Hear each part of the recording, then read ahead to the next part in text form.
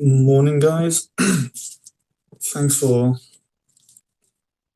all the good questions that I received over the last couple of days. So, if anybody that doesn't know, these morning chats are mostly for me to share some good news that's going on, keep myself busy, answer questions that I know a lot of people come to me with anyway, so especially friends, family, and people who follow me on Twitter, and just to do something nice while we're all trapped inside and hopefully get some conversations going. Still got this slight sore throat, so I maybe clear my throat a little bit, but I'll try not to. But anyway, so it's 9 degrees here in Amsterdam, 13 degrees in Brussels, 17 in Paris, 20 in Bucharest, and 13 in London. It's going to be quite a warm day anyway, so if anybody wants to enjoy this time, you may as well go outside and actually enjoy this. We're still allowed to go outside and get some exercise during this lockdown, so you may as well make the most of it.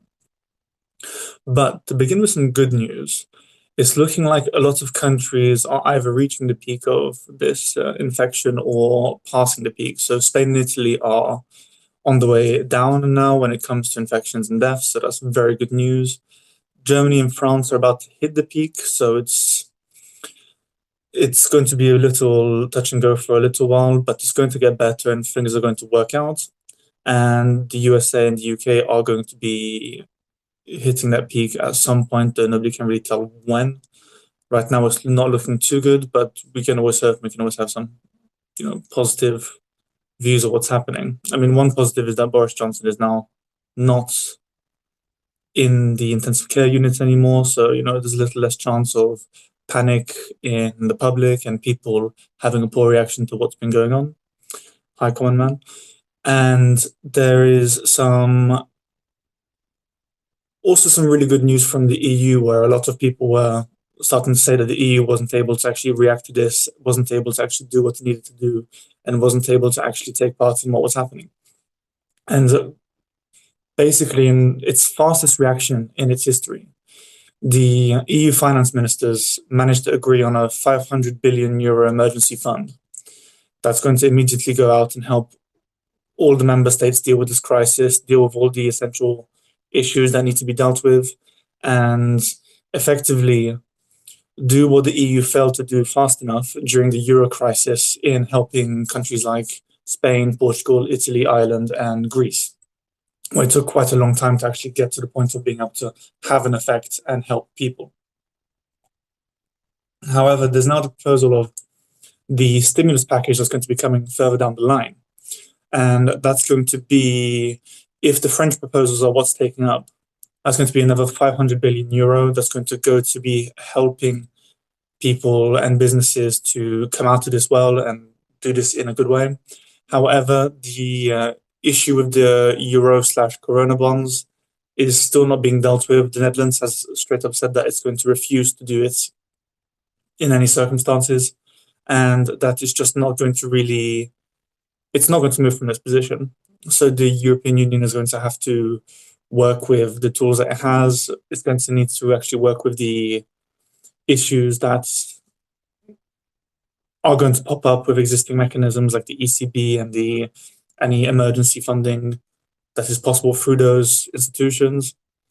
But that's all been helped by the new internal market commissioner, so Thierry Breton, who has been extremely active to the point that he was making moves before his fellow commissioners even knew what was happening.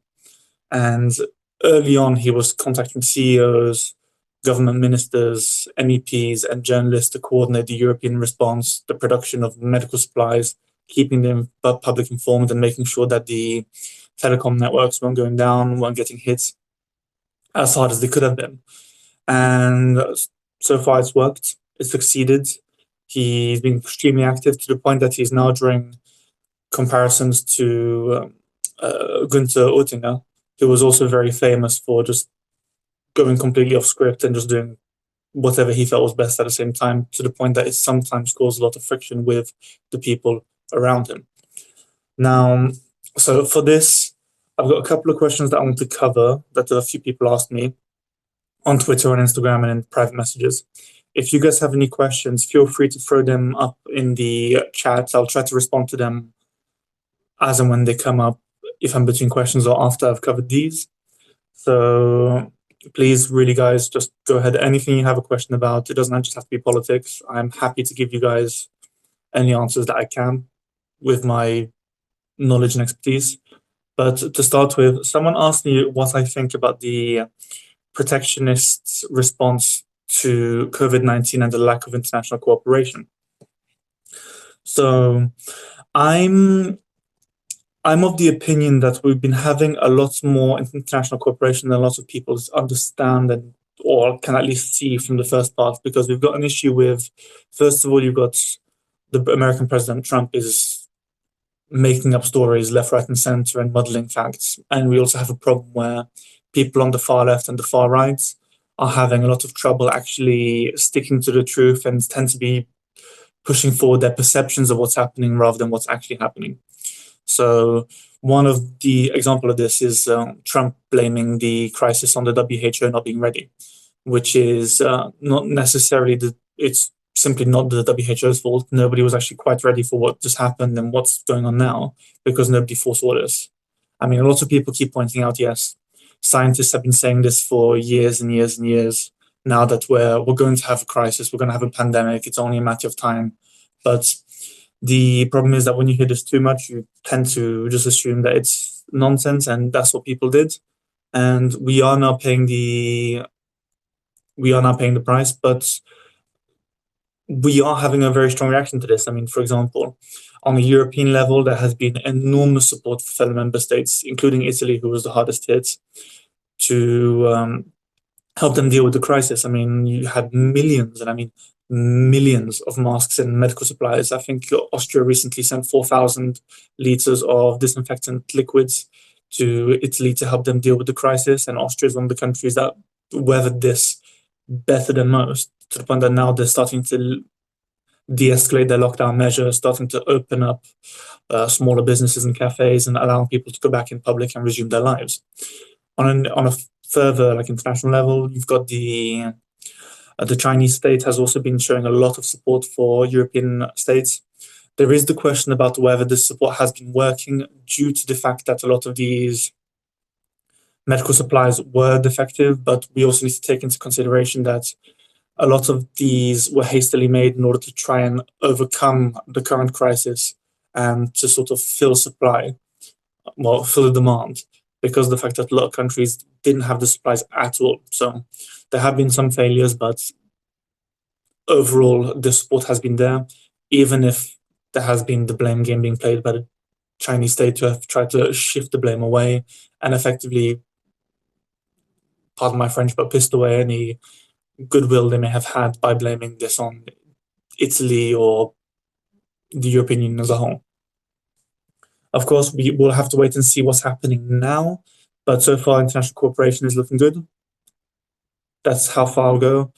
There is a very bad thing that I would like to bring up, particularly in the fact that certain French ministers have been talking about testing the vaccine on African citizens rather than our own citizens. And I have to say that this kind of medical colonialism and, in my opinion, borderline racism isn't acceptable, and this should be treated as severely as possible.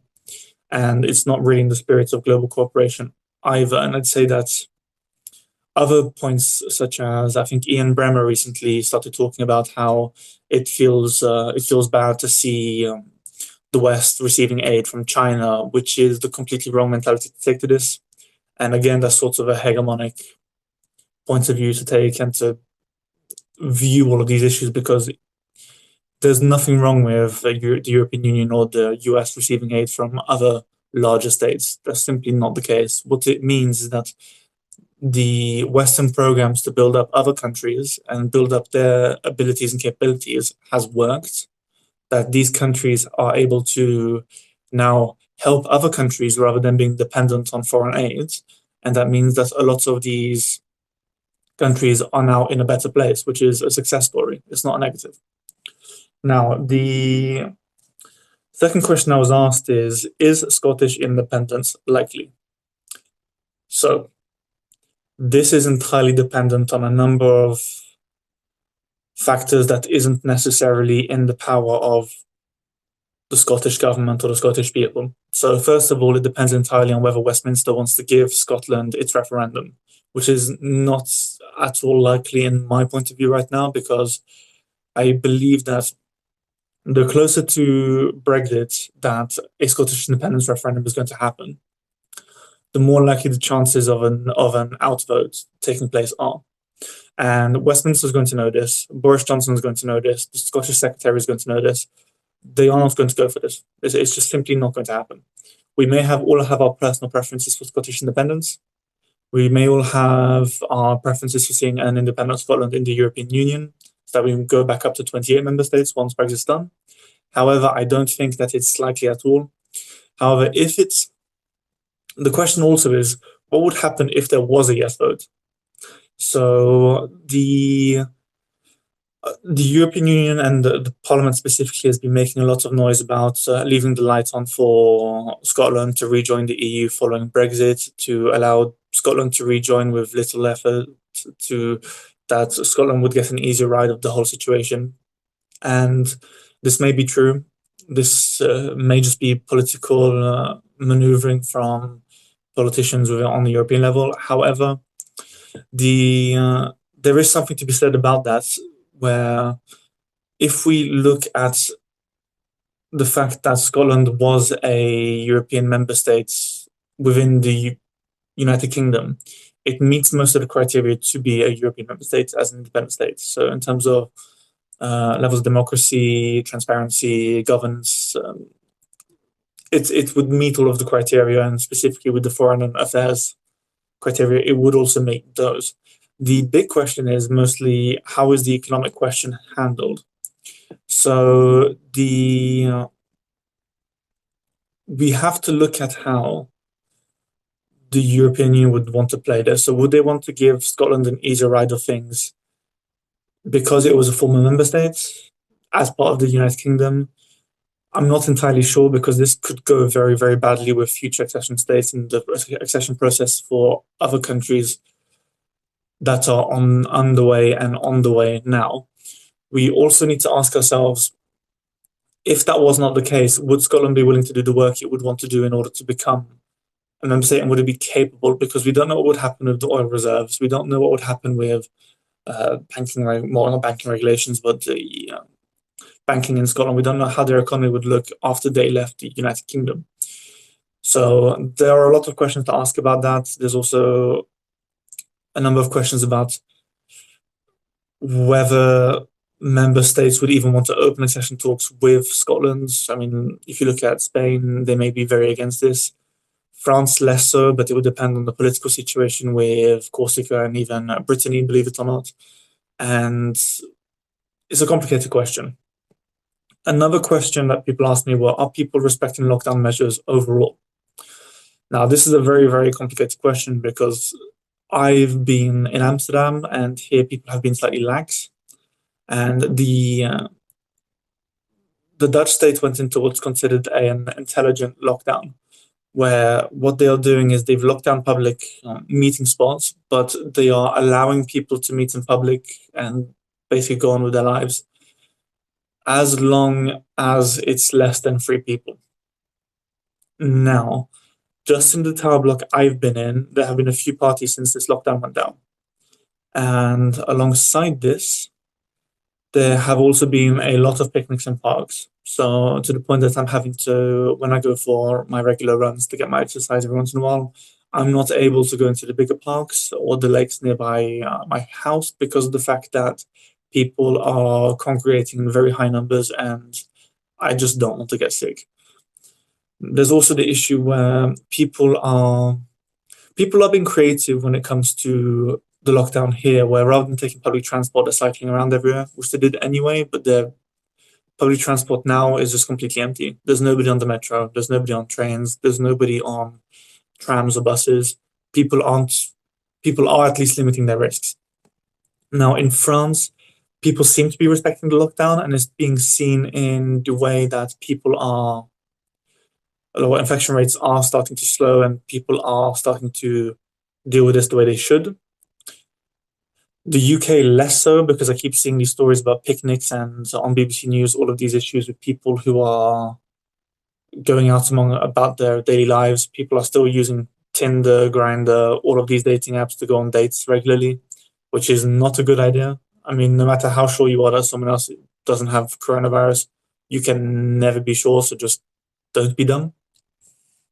And overall, it's, I mean, I'd respond to this by saying it's mixed. Like, people are having mixed reactions to this, and people are saying different things to different measures. In Austria, it seems to have worked. Things are opening up. They seem to have respected things. In Italy, after people became scared of mayors coming to their little ping pong parties in the public and screaming at them to go back indoors, people sort of started getting the message. And in Spain as well, people seem to have respected the lockdown measures quite well because infection rates are going down. So it's a mixed bag. In the US, they're not respecting them at all, from what I'm seeing. It's leading to a lot of unnecessary deaths. But overall, on a European level, we're doing okay. Now, another question, I've got two questions that are more personal now. So one is, what am I working on now? And the second one was, how have I found my experience of building up my career on Twitter?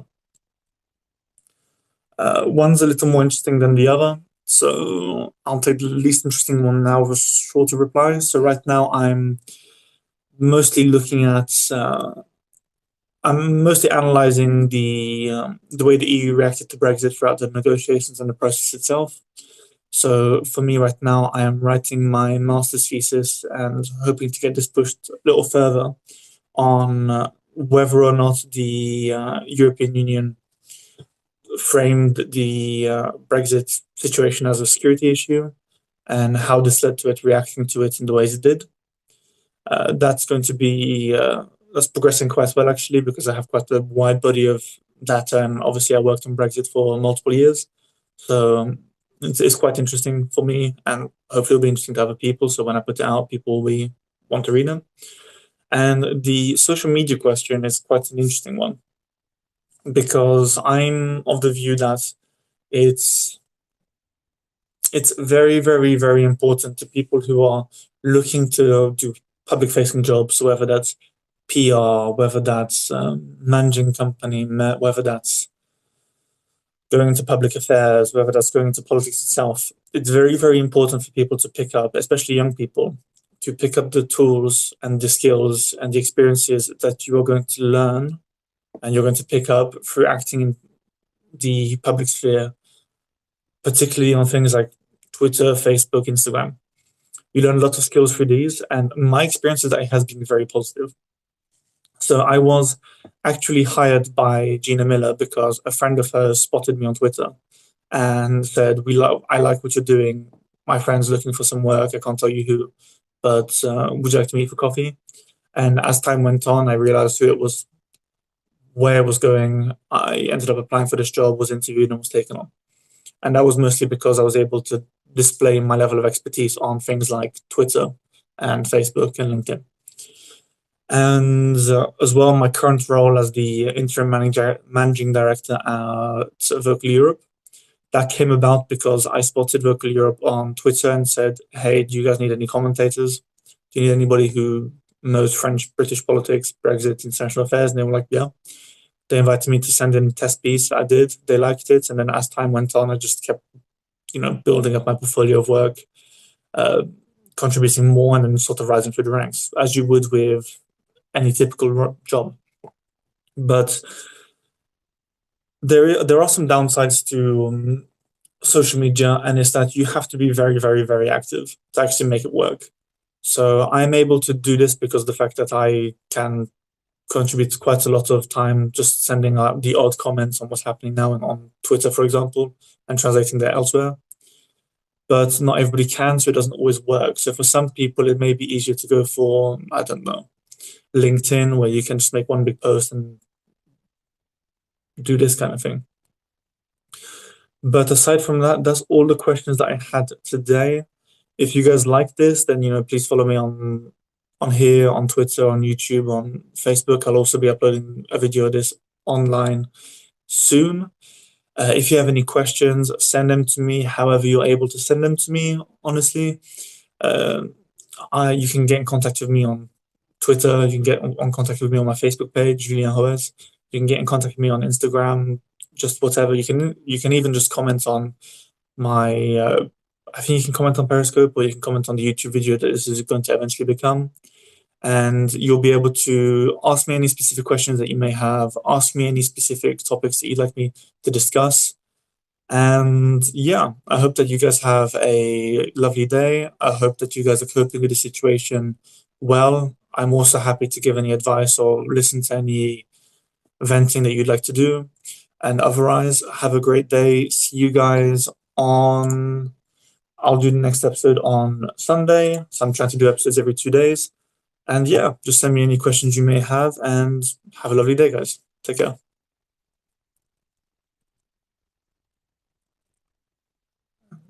Now I just need to figure out how to turn this off. There we go.